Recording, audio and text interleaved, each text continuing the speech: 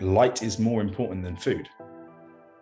Really? And that, at the time I didn't believe him, but it really intrigued me to want to learn more.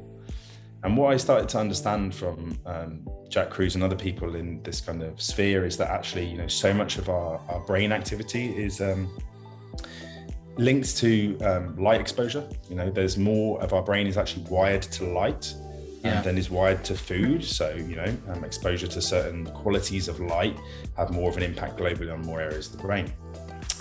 But what actually, theory is one thing. So theory is one thing, and you can, theorize and we can argue and we can research and all these sorts of things, but there's nothing quite like anecdotal evidence for the individual, right? So your experience is the real wisdom.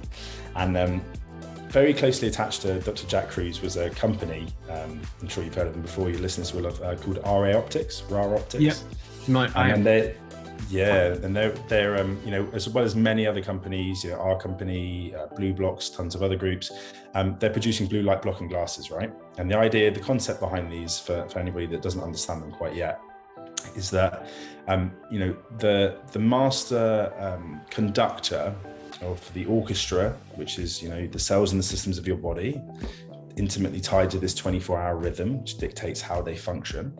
Well, the master cue for that is light exposure. So for 99.9% of the time that we've existed as a species on planet Earth, the light exposure that we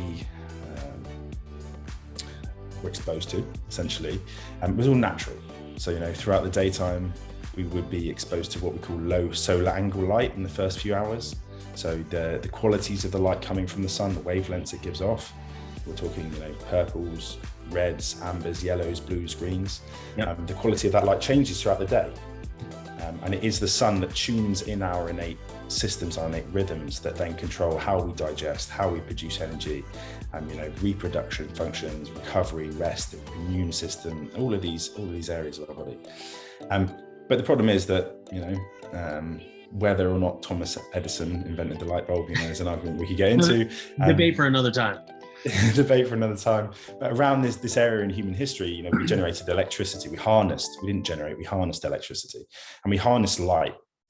Prior to this, we had, maybe paraffin oil, whale lamps, we had firelight, we had candles, we had these other means to light our environment, but none of them were so far detached from our natural exposure to light.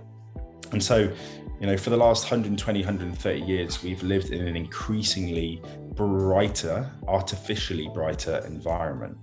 And now, in my opinion, it's an opinion of many others as well, is that actually one of the largest hazards, the largest controllable hazards in our environment, something that we actually are able to change, is the light that we're exposed to, or at least we're able to sometimes filter harmful or toxic light from reaching our eyes. So I picked up a pair of these blue light blocking glasses. Now, I don't have the originals. They did last a few years, so full props to RA Optics on that one. But the concept behind them is that there are different types of lenses that can block out different wavelengths of light. And the highest energy forms of blue light are the most disruptive to our internal rhythms after sunset. So as the sun travels throughout the sky from the morning all the way over to the evening, the quality of the light is changing. But what we know is that closest to sunset and sunrise, there is the least amount of blue wavelengths of light, and there's the most red and amber. And it's the red and amber lights which are very calming on the nervous system and the brain, and that prepare us for sleep or wake. Personal, thought as you said that, thinking about sunsets and what color most of them are, is that amber. It's not that bright yellow. Even though sunrise, it's a little more yellowy, but it still has that amberish to it. That random observation based on what you just said. Well, it's amazing when you think about it, right? And you think back to ancestrally, we lived around firelight. Well, you look into the light of a fire. You ever been camping? Don't tell me that you sit around the fire and you get more energized, or you wake up. That or just mesmerized by it too, right? You could just sit there and stare at this beautiful flicker for hours. This is it. And, there's a reason that the sunrises and the sunsets, have these, what we call warmer wavelengths of light, and it's because they're more calming for the nervous system. So, the biggest challenge that we have now is that our environment, and we'll get talking more towards our kind of social environment, but particularly at home, our technology devices, our mobile phone screens, our laptops, televisions, even that small bulb within your fridge when you want that midnight snack. Yeah. All of these types of light are cheap, energy efficient LED lighting. Now, I believe 1994, someone was given the Nobel Prize for inventing the LED, right?